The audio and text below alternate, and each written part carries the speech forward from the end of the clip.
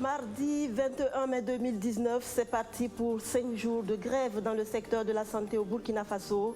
Le mot d'ordre lancé par le syndicat des travailleurs de la santé humaine et animale est suivi à Ouagadougou et à Bobo-Dioulasso. Nous ferons le constat dans cette édition. Début ce 21 mai également des négociations entre le gouvernement et les syndicats. Après près de 3 années de rupture, le dialogue a repris ce matin. Dans cette édition, vous verrez également que l'arrêté portant réglementation de la circulation des véhicules poids lourds dans la capitale burkinabé n'est pas sans conséquence pour les usagers de la route. Embouteillage monstre hier sur l'axe Ouaga-Fada, des camions et des cars surpris par l'entrée en vigueur de l'arrêté qui ne les autorise à circuler qu'entre 22h et 5h du matin. Bonsoir à toutes et à tous.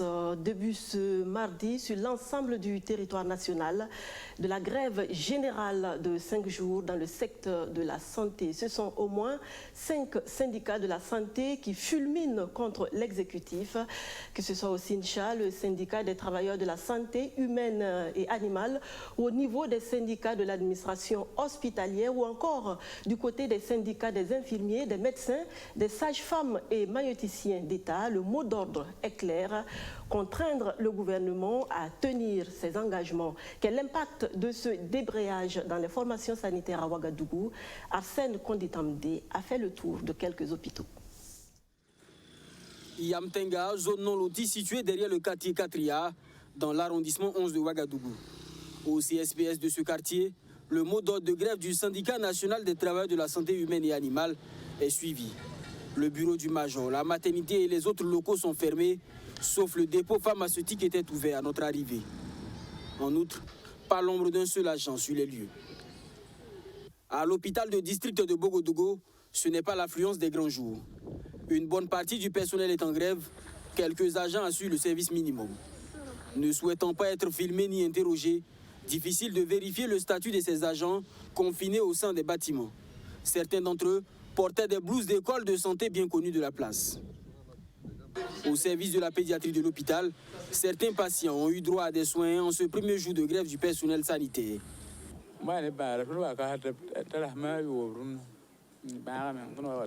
Je suis ici depuis 6 jours avec une malade. Actuellement, elle se porte bien. Elle a bénéficié de certains soins ce matin. Nous attendons les prochaines visites. Actuellement, nous prions pour que les acteurs puissent s'entendre afin que tout rentre dans l'ordre. Sur le terrain, certains patients anticipent et prennent le chemin des formations sanitaires privées. Ici, à la clinique Chifra, pas encore de chiffres officiels sur l'affluence, mais l'hôpital connaît visiblement un afflux massif de patients depuis le début de la grève. Alors, naturellement, il fallait s'y attendre, parce que quand même, avec cette grève, il est évident que dans les structures confessionnelles, ou en tout cas dans les autres structures privées de la ville de Ouagadougou, il est évident qu'il y aura en tout cas une petite augmentation en termes de flux. Donc, on peut dire qu'aujourd'hui, en tout cas, ne serait-ce que depuis le matin, il y a eu quand même une affluence. À l'hôpital pédiatrique Charles de Gaulle, une délégation du ministère de la Santé est allée au constat.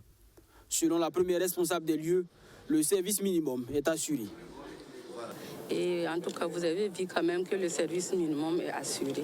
Et c'est le lieu pour moi ici de dire merci à tous ceux qui ont fait l'effort de venir nous accompagner pour que nous puissions prendre en charge les malades qui sont là en hospitalisation comme en consultation et également dans les services médico-techniques. Une information que confirment certains accompagnants. J'ai amené mon enfant ici qui est malade. Mais ce matin-là, ils ont soigné, c'est bon. Est-ce que les médecins étaient là? Oui, ils étaient là. Ils sont là même, présentement là même, ils sont là. C'est eux qui m'ont envoyé, avec ces dossiers-là au labo là-bas. Donc, je peux dire que ça va un peu. L'arrêt de travail du SYNCHA n'est qu'à son premier jour. Il court jusqu'au 25 mai. Dans la matinée de ce 21 mai, le Premier ministre a ouvert des discussions avec les leaders syndicaux, mais elles ont été très vite suspendues. La faute à un préalable à satisfaire immédiatement posé par le SYNCHA. C'est pratiquement le même constat que Sotouo Justin Dabiré a fait à Bobo Dioulasso. Dans les formations sanitaires clés de la capitale économique burkinabé, le service minimum est assuré d'après notre reporter. Et si la technique nous le permet, nous allons voir cela d'ici là. Je vous le disais plus haut, ce sont plusieurs syndicats de la santé qui durcissent le ton depuis ce matin. Une partie des organisations syndicales a investi la direction régionale de la santé du centre. Au premier responsable des lieux, c'est un mémorandum qui a été remis. Alexis Belemnaba, Roméo Kweta. 96 heures d'arrêt de travail en réaction à un protocole d'accord dont la mise en œuvre est attendue depuis 2017. La protestation des syndicats de la santé est forte, mais peut laisser entrevoir les goulots d'étranglement qui se dressent sur le chemin d'un engagement pris en commun accord entre deux partenaires qui ne se vouent plus une confiance mutuelle. Le premier point de désaccord entre syndicats de la santé et gouvernement a pour nom incidence salariale de la fonction publique hospitalière. Et pour combler une injustice dans le domaine, parce que les agents qui sortent des écoles de formation à partir du B1 sont reclassés à A1 et les attachés de santé et les assistants de santé animale sont reclassés à A2. C'est la principale préoccupation du SINCHA. Et quant aux autres syndicats, c'est la grille de reversement et le ressenti sur les bulletins de salaire de la loi sur la fonction publique hospitalière. Et ce reversement devait commencer depuis le 1er janvier 2018. La partie syndicale dit avoir constaté des erreurs sur la grille salariale élaborée à cet effet. Et pour vous donner une idée, l'augmentation de salaire qui a été donc accordée et concédée au terme des négociations, c'est de 20%. Mais sur la grille qu'on nous a présentée, il y a des gens qui ont 4%, il y en a qui ont 12%, il y en a qui ont 13%. Donc c'est clair que c'est des erreurs que nous avons identifiées depuis décembre, qu'on a signalées, et le gouvernement persiste à dire qu'ils vont appliquer quand même, et malgré tout cela. En fait, c'est là l'une des principales pommes de discorde. Devant la représentation nationale, le gouvernement affirme reconnaître ses erreurs, mais s'engage à les corriger au fil du temps. Et selon la disponibilité de trésorerie, Minefid a proposé un échelonnement et de par ce qui est fait pour les autres secteurs ministériels, enseignement, police. Et c'est cet échelonnement-là que les partenaires ne veulent pas. Les partenaires disent que, étant donné que le protocole avait dit dès le 1er janvier, ils devaient constater 10% en 2018 et les 10% en 2019. On ne peut pas leur dire qu'ils vont constater les 20% à compter de juin jusqu'en août. Pour les syndicats de la santé, le gouvernement se lance dans un empressement qui n'augure d'aucune bonne intention de sa part. Au-delà de ces questions de révalorisation salariale, les syndicats de la santé posent sur la table des discussions les questions liées aux conditions de travail et de carrière. Les conditions de travail sont là. Tout ce qu'il y a comme question de carrière, là. Aucun statut, les rimes ne sont pas adoptées.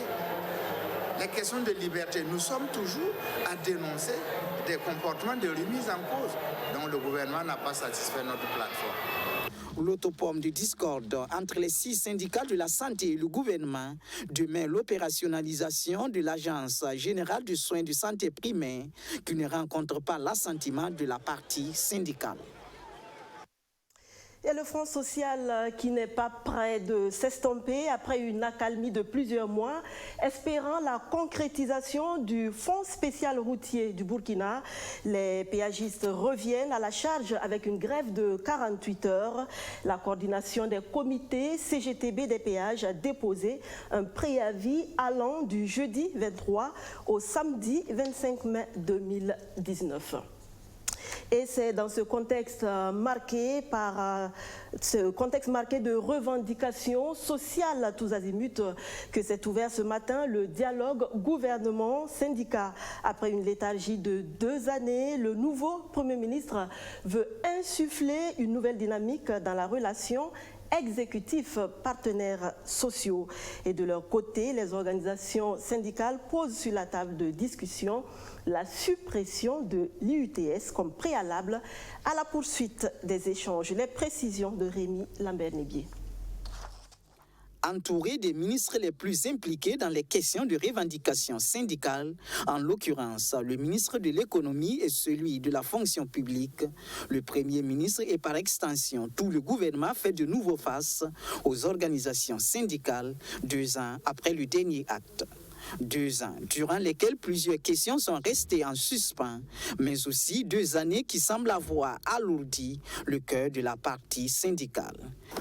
Le gouvernement ne s'est plus préoccupé de rencontrer les organisations de travailleurs alors que les autres rencontres, je veux parler du secteur privé, des paysans, des jeunes, etc., se sont régulièrement tenues. Nous estimons que les travailleurs et leurs organisations méritent plus de considération. Notre indignation est d'autant plus grande que les demandes d'audience introduites par l'unité d'action syndicale sont restées sans suite. Et sans ronde d'observation, les organisations syndicales vont engager les hostilités en fixant les préalables de la rencontre.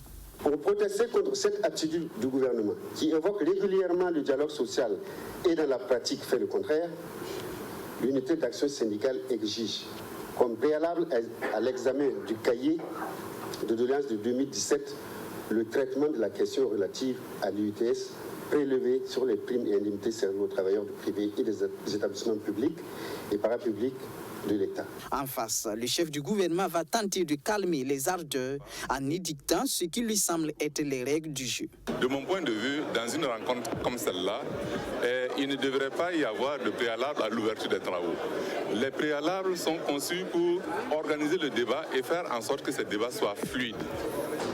Mais si le préalable demande un engagement de la part de l'autre partenaire, ça veut dire que c'est un point qui doit être versé dans les débats, de manière à ce que chacune des parties puisse avancer ses arguments, chacune des parties puisse développer son point de vue, et à l'issue de tout cela, on tire une conclusion qui permet de lever le préalable comme ils l'ont dit.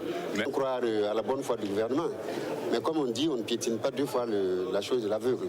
Aujourd'hui, pour nous, c'est soit on résout ce problème, ou bien il n'y a pas de discussion. Cette rencontre entre gouvernement et syndicats s'annonce tendue, mais le Premier ministre réaffirme ses espoirs placés en la rencontre. Le gouvernement n'a pas peur d'affronter les organisations syndicales dans un débat libre de manière à ce que chacun donne son point de vue. Et je suis convaincu que les avis qui seront émis au cours de ce débat-là vont contribuer à améliorer la gouvernance au niveau de notre pays. Parce que nous disons que les organisations syndicales sont également de bonne foi, mais nous ne voulons pas que dans ce type de rencontre, ce soit une confrontation qui va déboucher en quelque sorte sur un conflit. C'est ce que nous ne voulons pas. Et nous disons que le dialogue social est la meilleure forme pour construire un pays tel que le nôtre. Les discussions vont s'articuler autour des points de revendication contenus dans le cahier de doléances de 2017. Toutefois, les syndicats disent être ouverts à des discussions sur certaines préoccupations de l'heure. Et nous apprenons que la rencontre n'a pas fait long feu. Les discussions ont été suspendues du fait justement des préalables posés par les syndicats. Une situation que regrette le chef du gouvernement Christophe Dabiré qui appelle à la reprise des négociations dans de meilleurs délais. Ce dialogue, lui, est arrivé à terme, le dialogue intergénérationnel pour une meilleure féminisation du métier de l'ingénieur. L'initiative de DESIEU, l'Institut international d'ingénierie de l'eau et de l'environnement, vise à encourager les filles à embrasser le domaine des sciences. Didier Daourou, Romo Okweta. Astou Faifal est la première femme ingénieure diplômée de l'EIR, l'école d'ingénieurs et d'équipement rural, en 1980. Après avoir occupé plusieurs fonctions pendant 30 années, elle est de retour dans son école formatrice devenue l'Institut international d'ingénierie de l'eau et de l'environnement DESIEU pour partager son expérience avec les plus jeunes. Ce rendez-vous de partage s'inscrit dans le cadre du dialogue intergénérationnel pour une meilleure féminisation du métier d'ingénieur. Un dialogue instauré par l'Institut en vue de promouvoir la femme dans les domaines des sciences et de l'ingénierie. Le dialogue intergénérationnel vise à accroître, j'allais dire, la notoriété de deux yeux, dans le sens où on pourrait ainsi mieux connaître le passé et préparer l'avenir. Les anciens, qu'on appelle généralement les alumni, ont une expérience à partager. Ils ont une connaissance du terrain qu'il faut faire effectivement connaître aux plus jeunes. Les plus jeunes ont également des idées novatrices. En général, les innovations permettent de pouvoir aller beaucoup plus loin. Et les anciens sont capables de les aider, de les guider, de leur montrer le chemin. En 50 années d'existence, près de 7000 étudiants ont été formés par deux yeux, parmi lesquels on compte environ 1000 filles. Astou Faifal est de la 9e promotion. Donc c'est vraiment un parcours exaltant pour moi. Premièrement, d'être la première, mais ça je le dois à mon père, qui est un homme, qui m'a poussé à faire ce métier qu'on appelle métier d'homme, mais qui quand même peut-être connaissait un peu mes prédispositions. C'est pour cela qu'il m'a poussé à faire ce métier-là, qui est quand même un métier très noble, surtout que c'est un métier où on parle beaucoup d'eau, où on donne de l'eau aux gens. Donc un métier quand même noble et très sublime. Donc j'ai beaucoup aimé mon métier. Et je pense que j'encouragerai toutes les filles quand même à embrasser ce métier-là, qui est un métier noble. Ces échanges et partages d'expériences s'inscrivent dans le cadre de la prolongation de la célébration du 50aire de l'Institut et la célébration du 8 mars 2019 en différé. Venons à cette situation qui s'est produite hier soir sur plusieurs routes nationales. De longues files d'attente de véhicules poids lourds, des bus de transport en commun alignés à perte de vue, des passagers déconcertés. C'est l'entrée en vigueur des mesures de réglementant la circulation routière des véhicules poids lourds. Didier Daouro et Aubin Guébri nous en disent plus. C'est l'ambiance de ce lundi 20 mai dans la soirée, à l'entrée de la capitale burkinabé sur la route nationale numéro 4, Ouagadougou-Fadangourma. Une longue file de camions poids lourds stationnés sur les voies, bloquant ainsi le passage. Les désagréments sont remarquables. Les usagers à deux roues sont obligés de se faufiler entre les camions pour rentrer chez eux. Les passagers des compagnies de transport en commun n'en peuvent plus. Que nous on est venu de Coupéla ce matin et on a constaté que tout est bloqué à l'entrée même de la ville de Ouaga. Et à la sortie encore, c'est encore la même chose, c'est bloqué, tout est bloqué. Il faut dire que ça pose beaucoup de désagréments parce que c'est même pas bien. Hein, on peut passer facilement 2 à 3 heures de temps, on est calé, on est barré, calé sur la route, c'est pas bien. Donc, on est venu de Zorgo, ce car est venu, les cars de 2 cars se sont croisés, pour l'autre car dit qu'il ne fait pas réellement, l'autre car dit qu'il ne fait pas réellement. Donc on ne sait pas le problème c'est où. Certaines sources parlent d'un mouvement d'humeur des routiers. Information démentie au niveau de l'UCRB, l'Union des chauffeurs routiers du Burkina. Quant à l'OTRAF, l'organisation des transporteurs routiers du Faso, elle a marqué son accord il y a quelques jours sur le texte portant réglementation de la circulation des véhicules poids lourds, même si certaines dispositions étaient à revoir, à son avis. Les plages sont indiquées, on est conscient, mais vous savez, dans les affaires, nous devrons marcher 24 heures sur 24 heures. Mais il y a un problème de sécurité qui est posé, il y a un problème de vie qui est posé, et nous ne pouvons pas occulter pour dire qu'il faut l'économie d'abord. Cet embouteillage serait donc la conséquence de la mise en application de l'arrêté portant réglementation de la circulation des engins lourds dans la ville de Ouagadougou. L'arrêté signé le 7 mai dernier par le maire de la commune de Ouagadougou précise les axes et les heures autorisées pour la circulation des engins lourds. Le 16 mai dernier, Arma Bewende prévenait que des mesures fortes seraient prises les prochains jours.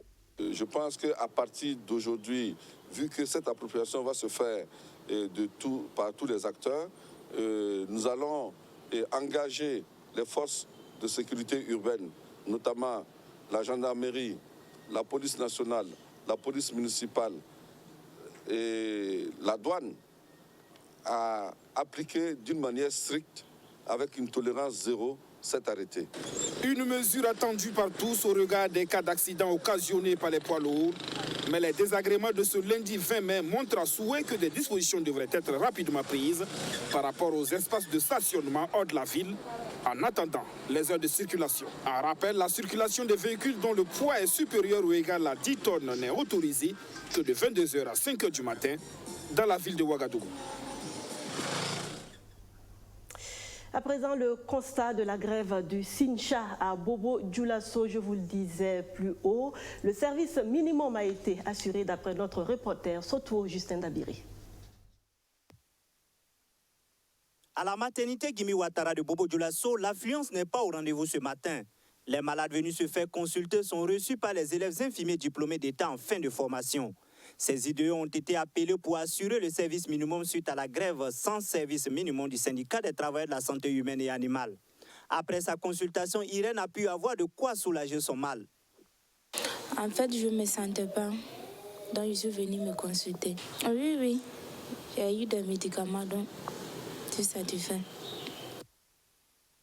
Au service maternité, les élèves sages-femmes en fin de formation assurent également la permanence.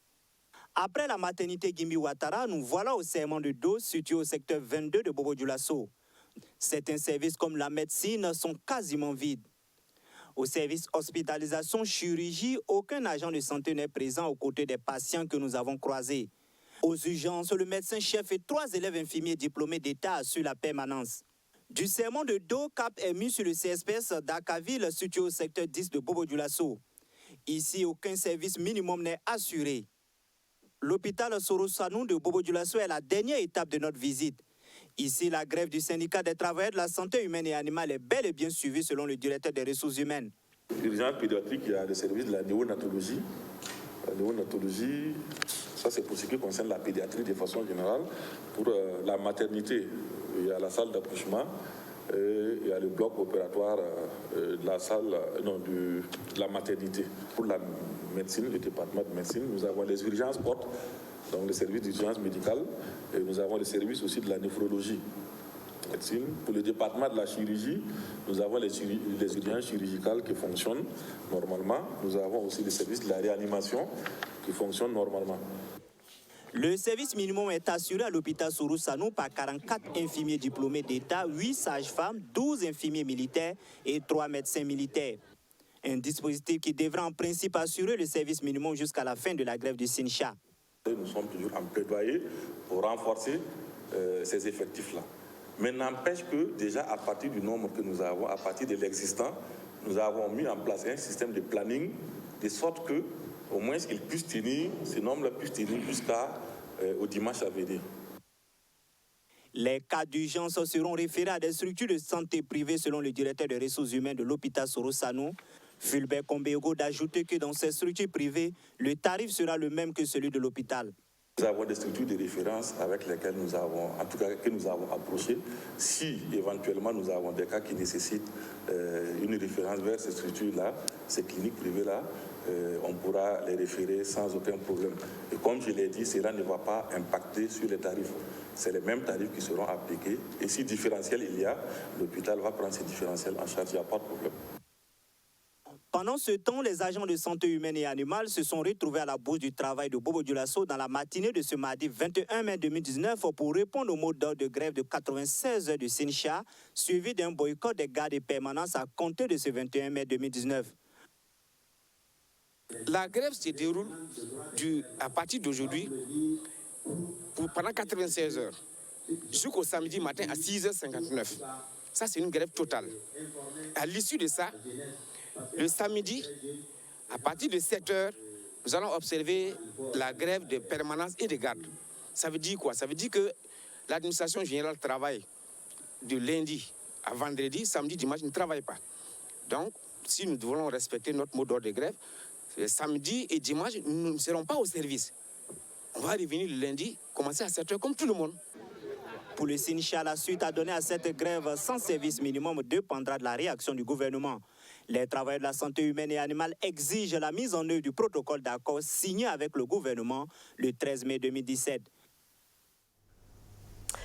Ce message avant de nous quitter, l'archevêque de Ouagadougou et la Ligue islamique pour la paix au Faso, d'une même voix, appellent les Burkinabés au renforcement des liens entre communautés religieuses suite aux attaques perpétrées contre l'église de Dablo dans le Sanmatenga. Appel fait hier à l'archevêché de Ouagadougou où la délégation de la Ligue est allée présenter sa compassion à l'église. Alexis Belemnaba, Rémi Lambert-Nébier. Le geste, symbole de la cohésion sociale et du vivre ensemble entre les différentes confessions religieuses au Burkina Faso. Le président de la Ligue islamique pour la paix au Faso et l'archevêque de Ouagadougou appellent d'une même voix au renforcement des liens intrinsèques entre musulmans et chrétiens. Le président de la Ligue islamique pour la paix au Faso est allé prêter main forte à l'archevêque et présenter sa compassion suite aux assassinats d'un prêtre et des fidèles à Dablo, dans le centre-nord du pays. Comme vous le savez très bien, le Burkina vient de traverser une période très difficile et continue de passer en tout cas des périodes difficiles. Vous savez qu'il n'y a pas longtemps, il y a des malfaiteurs qui sont dans une église, tuer des fidèles et puis un prêtre. Donc il était normal, en tant que musulmans qui prônent la paix, pour venir de vive voix, présenter d'abord nos condoléances au cardinal et à toute la communauté catholique et les dire que nous, musulmans, nous sommes derrière eux. Ce qui se passe n'est pas une affaire de musulmans qui tuent les chrétiens. Et c'est ça, nous sommes venus rassurer le cardinal Philippe Ouédraogo. Le cardinal Philippe Ouédraogo a salué cette initiative et a appelé les différentes confessions religieuses à ne pas céder face à ceux qui veulent cultiver le clivage entre les Burkinabés. Nous sommes très heureux vraiment d'accueillir la Ligue islamique pour la paix. Leur démarche, sans même les paroles, est un message très fort. Nous sommes les grains d'un même et unique panier, comme dit le mot. C'est ce qu'ils sont venus nous témoigner en présentant les condoléances pour tous les événements malheureux qui se sont passés. Si nous avons un souhait, c'est qu'ensemble nous puissions conjuguer nos efforts pour faire face à cet ennemi commun qui vient compromettre notre vivre ensemble. La paix, c'est un don de Dieu et aussi le fruit des efforts des hommes. Donc prions le Seigneur qui nous permettra de conjuguer nos efforts et de faire les efforts pour combattre le mal, respecter Dieu et respecter la vie humaine. Pour l'archevêque, tous ces événements qui endeuillent notre pays, loin de nous fragmenter, doivent nous unir et nous rendre encore plus forts. Aucun médicament ne peut soigner les douleurs de l'âme. Il n'existe qu'un calmant qui s'appelle le temps et qui nous apprend à ne plus avoir mal, même si la blessure est toujours là. Et c'est ici qu'on s'arrête pour ce soir. Merci et à demain.